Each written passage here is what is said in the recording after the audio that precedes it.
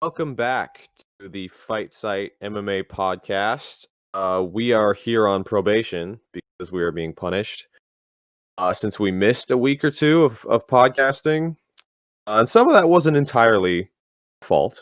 The UFC schedule, the UFC looked like they kind of burned through all of their best content early.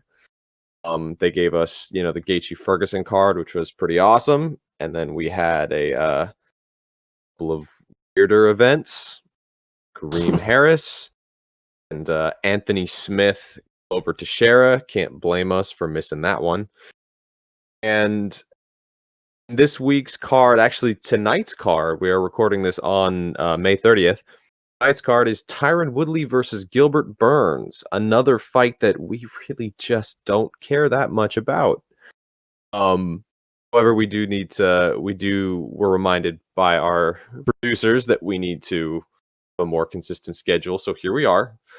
Joined with us is Fight Site, the mind behind the Fight Site. What do we call him? The historian? I'm just gonna call him a historian. I'm not even gonna specify that it's combat sports. Kyle McLachlan. Kyle, how are you doing? I'm pretty good, Danny. How are you? Just living the dream, as always. Loving this quarantine. 2 full months into it, and it just keeps getting better and better. As always, my co-host Sriram. Yeah, hello. I'm also living the dream, but it's not mine. Someone else's dream. Maybe it's Trayvon's. Wasn't Trey the one who gave you Sriram the second? Oh yeah, that was Could roll with that. was great. Yeah, that's good. And today we are going to answer some Patreon, some patron questions, and specifically some patron questions about MMA long past, like back 150 UFC pay-per-views ago. That's kind of the era that we're going to address today. That's obviously why we have Kyle with us, because he is extremely well equipped to talk about this era as well, since he studied it and written about it extensively. But today we are going to be addressing 2 questions from our patrons. Kid Yamamoto and Uriah Faber fought around 2005, I think it was 2006. 2006, yeah. 2006. Okay, so that era. How would that have gone if BJ Penn had fought Gomi back in Pride, 2005? How would that have gone? And then to wrap things up on a real bummer note for our good friend Keith, why did Mirko Cro Cop's UFC career out so poorly? What was the reason? What were the keys there that just kind of led to a pretty depressing run, a lot of knockout losses, and a lot of losses to people worse than himself? So we're winding the clock back today, and that is kind of what we have on tap. So, Kyle, I'm going to let you take the reins. Which one do you want to address first?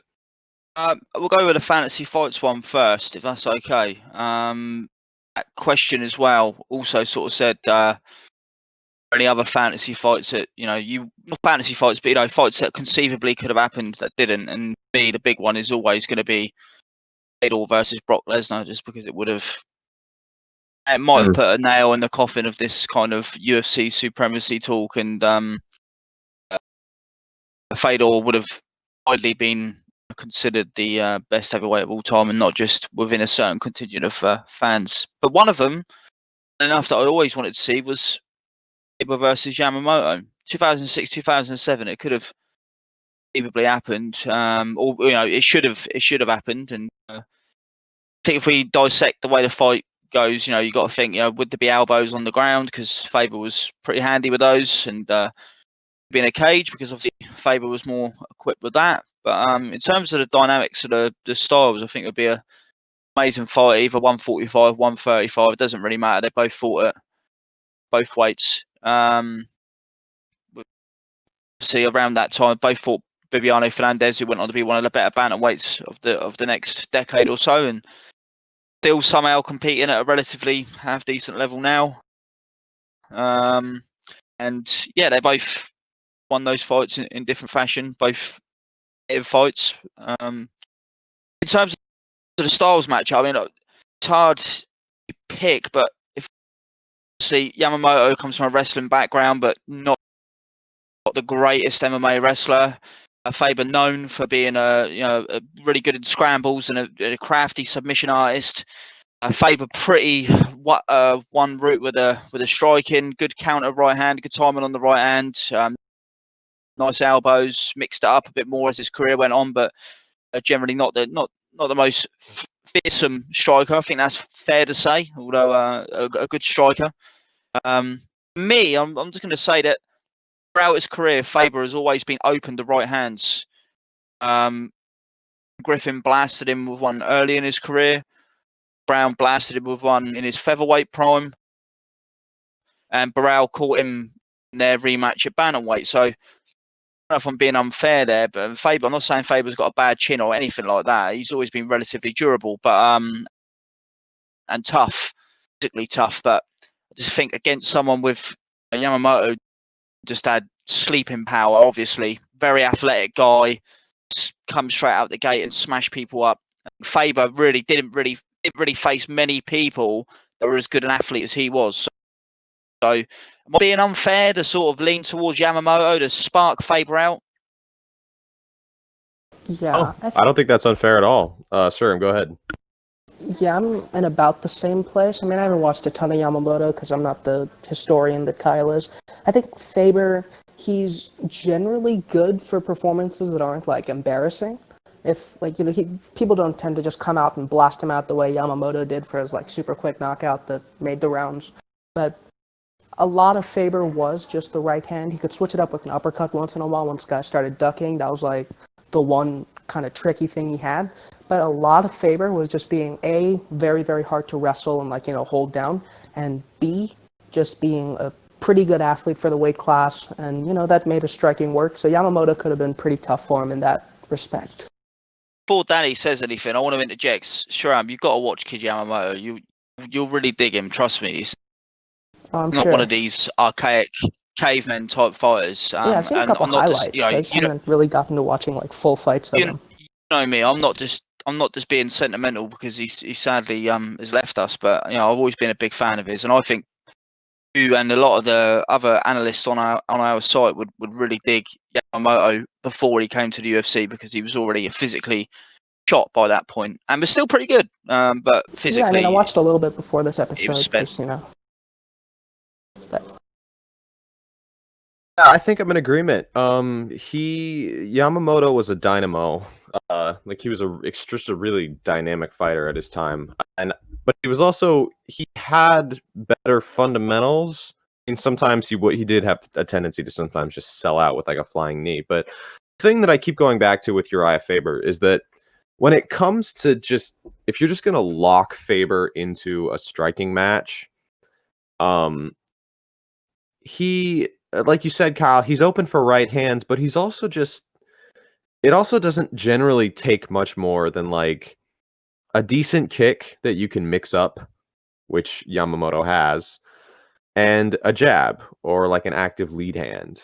And Faber, throughout his entire career, as much as he's been, branded as like this sort of tough action fighter, has like no fear or whatever, kind of just befuddle him with a couple of basic tools. And of the times when he's lost, he's often been kind of pretty badly blown out of the water by people who can just sort of sit at mid-range, anticipate the right hand, and peck. I don't know if I'd pick Yamamoto to finish him. Well, actually, maybe. I don't know. Yamamoto's he's a pretty gifted finisher. But part of me feels like... Danny, I just want to say quickly that I think if Yamamoto wins, he wins just by doing something crazy and athletic relatively early. I got a feeling that the longer it goes, the more I would favour Faber because, Yamamoto's not going to leap into a guillotine or anything, but Faber was pretty crafty grappler. He loved to scramble, and, even against Yamamoto, I could see him snatching something. guess that's true. I guess there's an opportunity for like he was the more dynamic finisher and quicker. But I do think that I've just seen Faber fall apart and just kind of get befuddled by too many decent outside kickboxers that I would also, or if we're taking them as is in like 2005, 2006, I'd probably have to pick Yamamoto. He was a more complete fighter at that point. He was more competent, and he was, more dynamic. So yeah, that kind of feels like the right pick. What do you think? Yeah. I don't personally think that. Sorry, Sriram, are you going to have another note on this fight? No, you can go ahead. Nothing that we I was haven't going already to said. say, Gomi in 2005 doesn't really tantalise me too much. I'd still pick BJ Penn. I just think he's got general overall toughness and just more rounded. I think he Gomi at any stage of their careers. Fights that away, I know we all agree that Aldo versus Pettis is one which just sadly never happened. For the lightweight title, that definitely should have happened. Is there anything you guys, big fights that you guys wish you'd seen, or maybe more niche ones that just never happened for whatever reason? I think Max Holloway versus Chad Mendes somewhere before like Mendes left his prime. I don't know how exactly the timelines match up for that because Mendes, he seemed to kind of fall off a cliff, or at least after the USADA suspension. But that could have been a really, really terrific fight. It might have been Holloway a little bit on the come up because really prime Holloway was after Chad Mendes's prime. But I think there was probably a solid window there where it would have been an interesting fight, not just interesting, but very instructive for Max Holloway, considering, he would have been fairly young, and Mendes would have been a tough fight anywhere near his prime. So that would have been one that I would have liked to see. Not much else. I mean, since the guy who asked the question explicitly said no Formiga or DJ, I'm going to spite him and go for flyweights anyway and say Davison Figueiredo versus Dustin Ortiz. But, that's just a spite pick. Hey. This is a weird one, but because we technically saw it, we got to see, and Sturm's gonna love this. We saw a Sun Sao Faber, and Yes. Faber actually won it. I feel like any other point in their careers, I feel like a Sun Sao probably would have just washed him. Shut Faber down. I don't think it would have been particularly competitive, and the odds would have been ridiculous on Faber. So, but I also there were some more fights. There were more fights from Dominic Cruz and WEC that I feel like would have been fun to watch. I don't, I mean, even if we can they're a little predictable. I think they would have been interesting if we had gotten Cruz versus Miguel Torres. Could have been fun. Yep. Miguel Torres was still a force. I think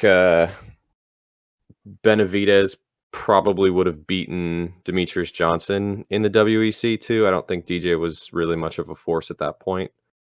So there's a couple. I mean, so for people who don't know or haven't really seen or haven't gone back to revisit a lot of WEC fights, you might be surprised how many of your favorite fighters have fought around that period. Like most people, most hardcores know that Benavidez has fought, Cruz twice in that period. But Faber fought a bunch of guys too. I mean, that's kind of Jose Aldo fought Mike Brown. Miguel Torres got guillotined by Benavidez. Like the lightweight division was interesting back then too. You had, the beginning. Everyone's seen the Showtime kick, but I don't know how many people have seen the full Benson Henderson against Donald Cerrone fights. Both of them. Amazing. Yeah, they are. They're tons of grappling. They're super fun. Carlos Condit had a really fun run as the WEC champion. Like, it's stuff like that. I don't know if I have a bunch of like matchups in my brain that I'd like really want to see that I haven't seen, apart from maybe Aldo moving up a little earlier than he did. because when it comes to fighters, when it comes to these sort of dream matchups, it's hard to kind of separate that from the fact that it could alter their careers in ways that you may not even expect. But I would just recommend going back to WEC and watching like 135, 145, 155, because you might be surprised how much crossover there is. How many people have fought that you may even have forgotten. You know, sometimes I just forget myself that Dominic Cruz fought Ian McCall in WEC. And I remember watching that fight years ago. Pre-uncle creepy. Doesn't look right. He hasn't got the moustache or anything. It doesn't look right at all. Not creepy enough. That was his problem. Definitely not creepy enough. Since we mentioned Dominic Cruz, I think one that probably deserves mention is Dominic Cruz versus Prime Renan Barão. Definitely. It didn't quite match up. Cruz only came back from his 7 injury layoffs after Barão lost the belt to TJ Dillashaw.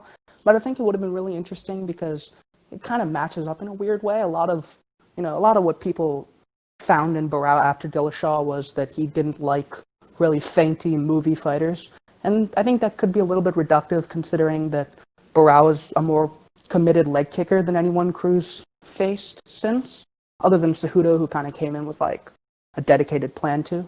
So that could have been a very interesting fight and probably necessary to kind of reconcile bantamweight a little bit, if Dillashaw didn't show up at least. What do you think of this one? I think that clout for beating Dillashaw in the end anyway, so I think it worked out okay. At the time, I really wanted to see it. But in the end, we found out that TJ Dillashaw was the best bantamweight in the world and not Renan Barão. So back and forth him. I know you guys disagree with me on who won that fight. I'm very much of the opinion that it could have gone either way. So for me, just coming back even later to beat an even younger, even more impressive fight. Well, I assume TJ. I think TJ is actually older than you think he is, but I think he was younger than Barão. I'm not 100% been older, but he was younger in his career, so to speak. And that's a really compelling fight. I love the Cruz TJ fight. I think it's a fantastic fight. Interesting.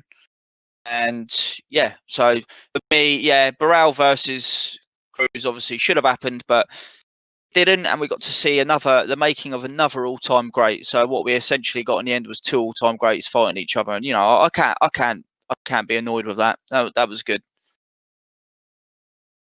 Yep. I do kind of wonder about that one because I think Cruz can't be bailed out with a takedown. Long protracted sequences of striking. And Barão was, for all of Barão's flaws, while Barão, if he got past the first layer, Barão had a tendency to just go wild. But I think he actually he might have been able to trouble Cruz a bit with his ironclad takedown defense and the fact that he had a good jab, a good lead hand, and a good leg kick. If you're wondering what I'm talking about with Uriah Faber, like that, you watch the Barão fights because that is basically the story of those fights. Especially the first one. Like Faber's just stranded and he's completely clueless. Like I can't right hand him and I can't take him down. What do I do?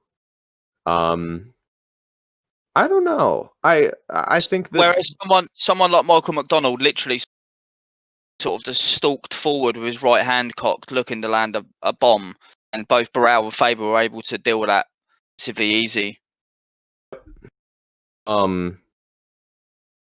I don't know. I'd probably have to favor. Well, I don't know. I feel like I'm more split than I should be. I know the prevailing narrative is that Cruz is just a more defensively sound version of TJ, but it's not really true. Especially given how TJ fought Barão, because TJ basically just threw caution to the wind, tried to feint Barão's counters out, and then just tried to light him up with everything he had inside. It wasn't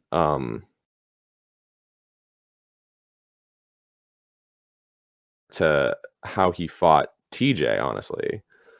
I guess I'll favor. I'll go crazy. I'll pick Barao. I think Barao has enough tools that he probably could have locked Cruz out of his comfort zone, and would have been a pretty ugly fight, but it would have been interesting. Give me this, then. Go back to my one. Fedor, the reigning lineal pride and Whammer champion, 2009. He's just knocked out Arlovsky, so he's a bit susceptible to pressure by this point, but he's still able to pull shit out of his bag. Versus the Lesnar that had just beaten Randy Couture and Frank Mir in the rematch, but he hasn't fought Shane Carwin yet. So instead of fighting Shane Carwin, and instead of Fedor going over to Strikeforce and fighting Brett Rogers and eventually losing to Verdum, he goes to the UFC and fights Brock Lesnar for the UFC heavyweight title. How does it go?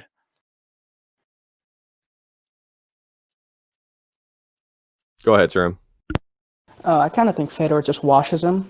I think I have a tendency to kind of underrate Brock Lesnar in the UFC because he did some very impressive things, but a lot of it was just being a crazy athlete. I think Fedor could have struggled with just someone who was big and strong, but then again, he didn't really do that in Pride. I think Fedor is just a deeper fighter at that stage, especially since he hadn't, lost his prime yet. He wasn't 100% obviously, but he wasn't, as washed as he turned out to be in Bellator, home of the olds. So I think Fedor would have figured out a way to shut him down. Probably finished him, honestly. Here's the thing: is Fedor's takedown defense has never been amazing, and he's never fought a bunch of really concerted wrestlers. So there's reason to believe that Lesnar could potentially get him down. But yeah, but has Brock faced anyone with a good bottom game? Oh, that's the thing, is I don't think that just because Brock takes him down, I don't think that's the fight over.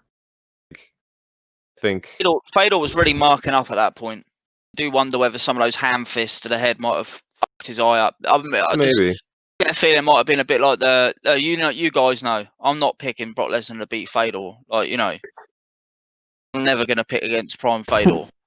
Yeah. Just get a feeling like it might have looked a bit like a uber athletic version of the Bigfoot Silver fight, just getting dominated by a bigger dude. And Lesnar was crazy. He just throw himself into all sorts of really slow hands, but obviously big, heavy hands. I could just imagine him sort of stupid flying knee done at Cain Velasquez. I could just imagine him doing it and just busting Fedor up immediately. I'm not saying he's going to win. And it's perfectly conceivable that Fedor pulls something out of his ass on the ground because he's an amazing bottom player, and he can submission out of nowhere essentially always. There's always the chance that Lesnar gasses out and then Fedor just beats the shit out of him standing up. So I think that's what. It's a compelling fight, though. You've got a fighter who should definitely win, but we know now that he was a bit past his best. A guy that I think gets a little bit underrated because, we always mind about heavyweights being big and shit, but Lesnar was trying. He was a genuine athlete for the weight. He was always in shape, and, he passed every test with flying colours, essentially, until he didn't. So I think it'd be hard-pressed to find many heavyweights that would go on that run and win all. Kind of seen nowadays that as soon as he faced someone good, he lost, and I don't necessarily think that's the case. I don't think any novice, anyone who's had one professional fight against who was essentially a midget, should be beating Frank Mir. Okay, he lost that first Frank Mir fight, but his second pro fight, and he gave Frank Mir a good challenge before he lost, and then beating obviously Heron and Couture and then Mir again, and then coming through Shane Carwin. Everyone says Shane Carwin's going to destroy him.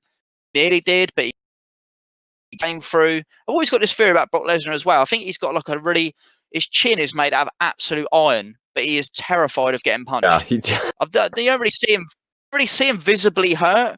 He reacts in the way that people do when they haven't done natural, at getting punched in the face.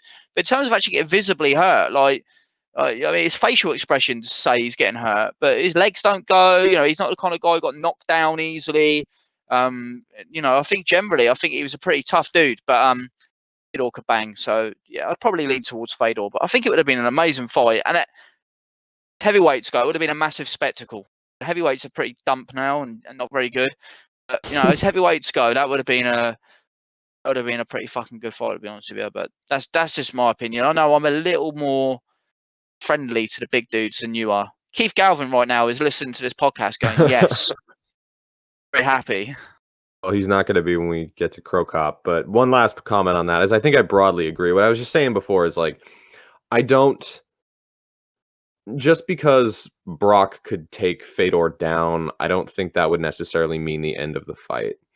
And like you said, not only was Lesnar pretty nascent at that point in his career, I mean, in fairness, Lesnar just has not had that much pro experience as a fighter, which is probably part of the reason that he just it's so foreign to him. He's just so uncomfortable being punched and kicked because it's just not what he's used to.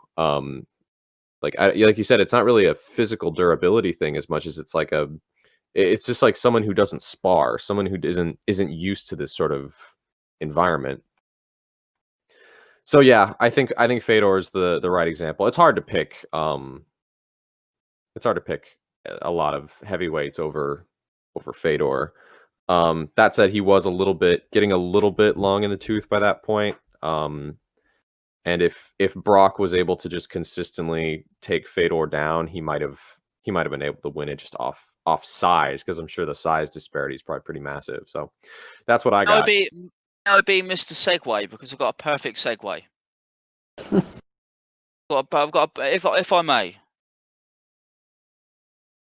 for the heavyweight championship, but I'm pretty sure the UFC didn't want it to be that way, because they tried twice to set up Randy Couture against a certain Croatian striking specialist. And I'm going to throw it back to you guys for the next topic.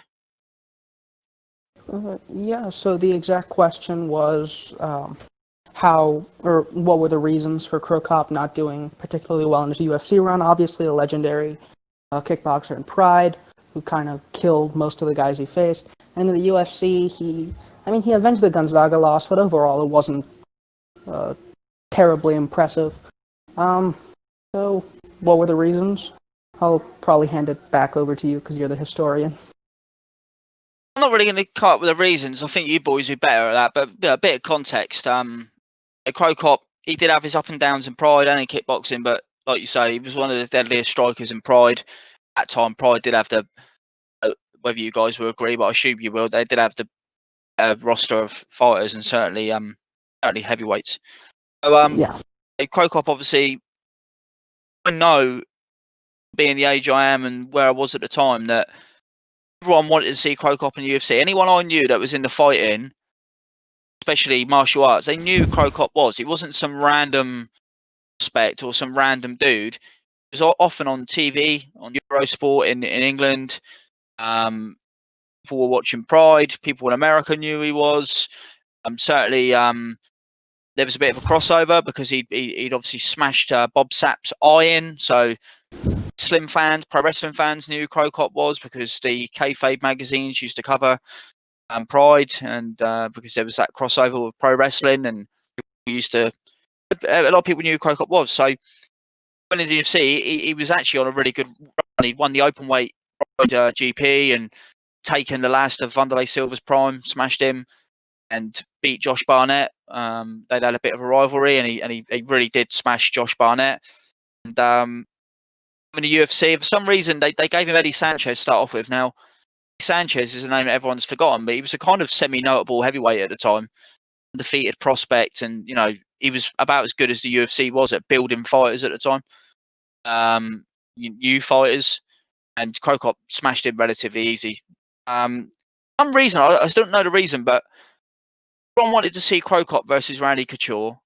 Brought Cro Cop in to fight Randy Couture. Didn't make the Randy Couture fight. Randy beat Tim Sylvia for the title again in August.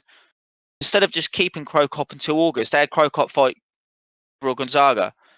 See, everyone remembers Cro Cop getting caught with a kick, but that's not what happened. He got the shit kicked out of him beforehand, and he said he was really dazed, and then he got kicked. So it's not like Gonzaga just used his own technique against him out of nowhere. He'd already been on the ground and pulverized basically, and probably definitely the best performance of Gonzaga's career. He was a pretty good heavyweight at that time.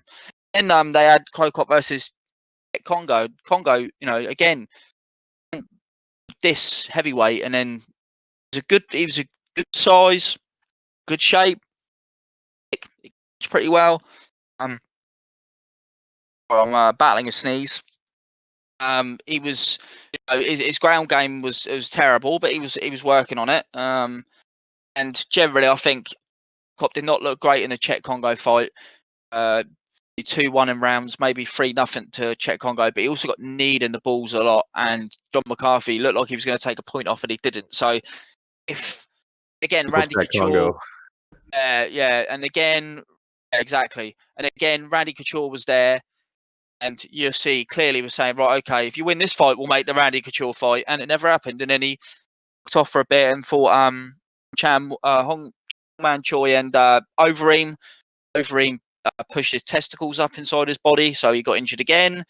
And then Cro Cop came back again, and then he's the Cro Cop, which unfortunately a lot of MMA fans from today know, the kind of guy that was losing to like Nelson and for such guys, and sort of went win-loss, and loss, win, and somehow Cro Cop's had a kind of resurgence and he's done, gone back to kickboxing and won the Ryzen GP, and as a 45-year-old dude, he's still pretty good. He's pretty swole. He's a big dude, and he's still a technical striker. And his ground game was always good, to be honest with you. He was a really good sprawler in his prime. And my only theory for him taking it in the UFC was a little bit of arrogance. I think he kind of, after he walked through Eddie Sanchez, I think he was in the game against Gonzaga and he paid for it against a fighter who was clearly a world-class heavyweight at the time. Do wonder whether and I don't want to say too much, obviously, but the training practices and schedules of Pride are well known. Do wonder whether there was a quote-unquote adjustment coming over to the UFC. That took something from Cro Cop. He was also like, he seemed to be banging his prime, but never know. He'd been fighting for over 10 years and you can never really say anything. But as I say, he's still a really good fighter today. He's still getting results against fighters he probably shouldn't be beating. My only question to you guys is there any difference between, obviously there is a difference, but do you think there was a major difference in transitioning from ring to cage? Because when he came to the UFC, first time ever in a cage.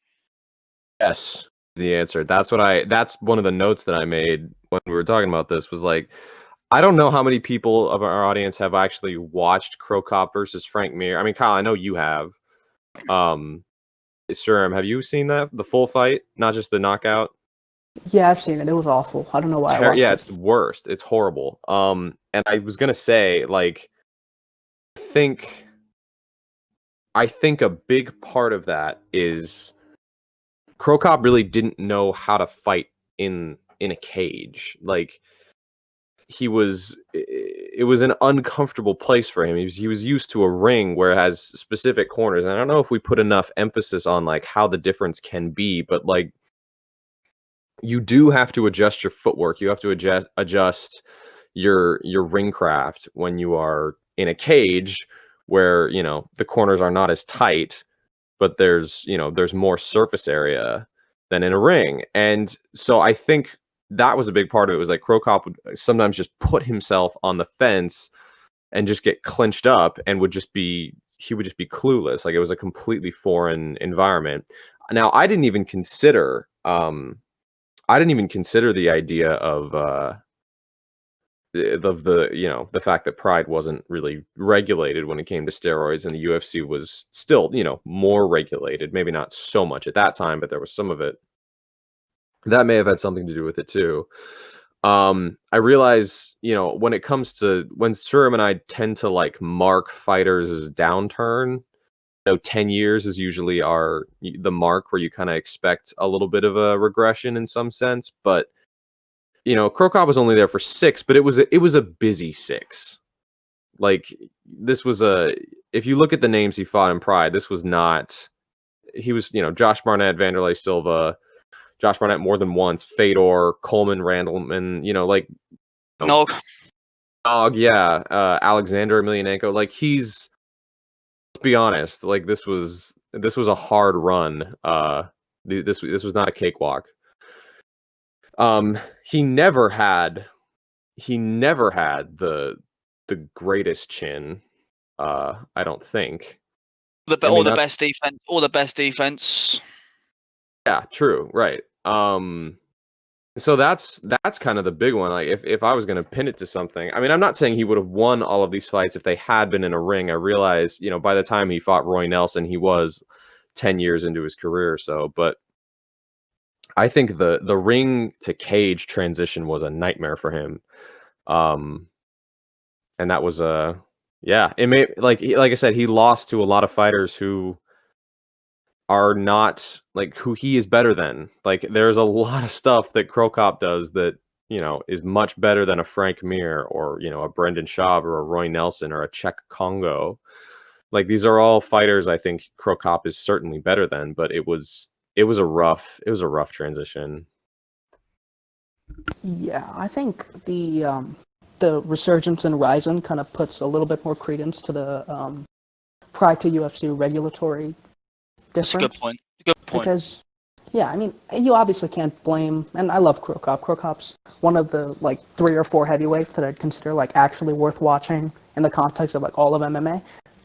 And you can't really blame someone for participating in the culture that Pride fostered.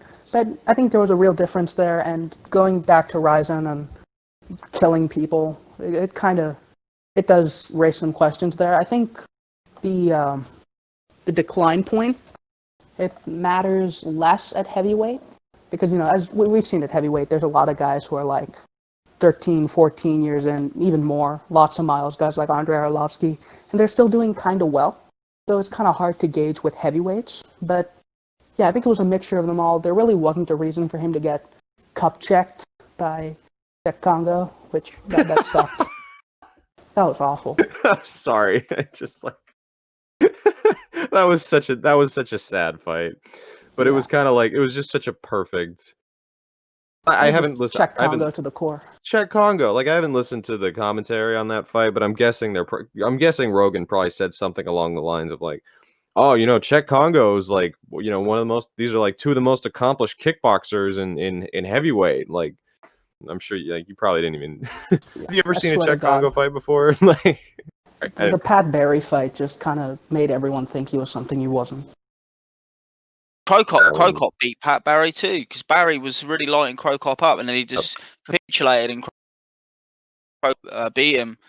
Cro Cop didn't do too badly against ADS either, Junior Dos Santos. I think obviously lost the fight. He didn't again Cro Cop's chin wasn't great, but he wasn't always getting blasted out. He could still gut it out. Physically, he looked okay. It wasn't it wasn't let me think. Like Wanderlei Silva after Cro Cop, really, he would get skimmed and on the chin or on the head and just be all over the place and be fighting clearly on just instinct alone. Cro Cop didn't really look like that. He either got knocked spark out or he was okay, which is generally what happens. But I don't think Cro Cop looked like a physically depleted fighter or anything like that. And obviously, you talk about his MMA career. Of course, he had a big boxing career, and he was a really good amateur boxer as well. He had a lot of miles on the clock, and had been hit in the face a lot for a very long time. I just think it was a mix of all set, the culture, just the stars didn't quite align for him. But generally, I think taking into account his UFC career as well, with some of the wins he did pick up, I think we're all going to say he's a top 10 heavyweight of all time, right? Yeah, I mean, overall, absolutely. Certainly. Big time. Yeah. And, he's still one of the most dangerous strikers in heavyweight MMA history. All of MMA, he genuinely was a brutal kicker, had really good takedown defense, and in the end, he's a pretty good grappler as well. He was not to be trifled with on the ground at all.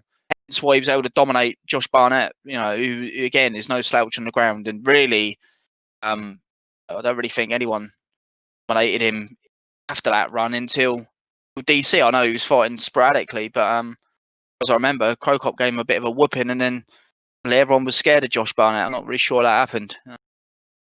Basically, he just didn't fight Fedor. I guess they wouldn't have been that scared of him then. But Josh Barnett went on a really good run, and I think I made the case in my Fedor article that just as the Cro Cop, people can say the Cro Cop win doesn't look that great for Fedor because he fell off a cliff not long afterwards, a couple years afterwards. I think Cro Cop did more than enough post-Pride career to still show he was a world-class heavyweight. He wasn't elite anymore, and I think that's fair enough. Yeah, I mean, I think we could actually link this back to the fantasy matchups thing for the first question, because I think Cro Cop versus Stipe Miocic might actually be, prime to prime, actually kind of interesting, because, a lot of Stipe is his jab and his, he hasn't really faced a ton of committed southpaws, so that could be an interesting fight to think about. I think prime Cro Cop would still be very, very viable overall in the UFC heavyweight division right now. It's just, there were a lot of changes to make, and he didn't make all of them successfully. You'd think with how Randy Couture was getting knocked out by likes of Chuck Liddell, and not long after the title run got knocked out by a big Brock Lesnar punch on the head, that Cro Cop probably would have beaten him for the UFC title if they'd fought straight away. But at the same time, Couture was pretty good at stuffing people up against the fence and them up. So that's another fantasy fight, and I'm sure most people would not equate Randy Couture with a fantasy fight. But again, I'm a little more sympathetic to the big dudes. Yeah, I don't really have a whole lot to add there. I may not be the most sympathetic to the big dudes, but I am sympathetic to Cro Cop here. I'm happy with that. I think it was kind of a raw deal in the UFC. It did not reflect how good he was in Pride. Again, there's another fighter. I'm sure many of our listeners haven't watched the entirety of Cop's Pride career, and I think it's an evening worth spending. Kyle, do you agree? Before shouting out our site and all of our stuff, I want to say, a Fight Pass subscriber like I am, seriously, just start a Pride 1 and spend a couple months watching all those fights, because just like Danny was saying with the WEC, to see so many legendary fighters in Pride from the start, really, and you get to see, in a way, the evolution of MMA as well. You get to see a lot of specialists early on, of big names, but not big skill sets. You get to see a lot of violence. You get to see a different skill set to what you're used to in UFC. Obviously, elbows on the ground, but it's in a ring, but a lot of head stomps and soccer kicks, which is always fun and exciting. And you get to see a lot of fighters that in the UFC actually like in their prime, like Shogun Rua and obviously Gomi and other such fighters, Wanderlei Silva, and you get to see that the UFC sent their best guy over and he got his ass kicked. So you get to see Fedor. So and then there's all the Bushido events as well, which feature some of the most amazing lower weight. I mean, Pride Bushido really was the WEC of its time in terms of, and I know WEC was going, but the Pride Bushido events are really incredible with some just amazing lower weight fights. So if you're a Fight Pass member, watch them all. If you haven't already, watch them again. If you're not, become a Fight Pass member. I mean, we're not paid for any advertisement. Obviously, the UFC doesn't know who we are. I'm telling you, as a fight fan, Fight Pass is really good. There's so much kickboxing on there and early MMA, and highly recommend it. With it, Fight Pass can be annoying sometimes, but it's useful if you watch and analyze and write articles as consistently as we do. So yeah, I spend a lot of time going around Russian websites to find random fights. So Fight Pass is a big improvement, even with the interface being garbage. The interface is not great. Yeah, I think I'm good on this end. We want to do our promos now. That Kyle, you were alluding to it. Yeah, go ahead. Okay. I currently am working on a Ilias Inahachi piece, who is the one kickboxing flyweight champion. He's very cool. I'm looking forward to writing this piece. I also have a Brad Riddell article in the kind of in the pipeline. I've been fiddling with it a little bit. And what are you working on right now?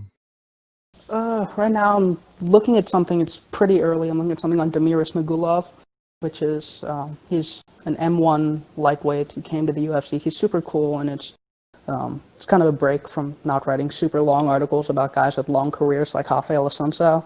I think I also have something on Michael Johnson coming up. But yeah, those two. Kyle, how about you? I have one piece in the pipeline, which is a piece on Burkow versus Giorgio Petrosian. Part of a yes, which is basically finished. I've just got to write about the fight itself. I've done all the pre and post fight, and that was obviously I've seen the fight multiple times. That's part of a wider sort of site-wide series on Petrosian, with a lot of us contributing to it. So be out until all those pieces are finished, but we're not that far off that.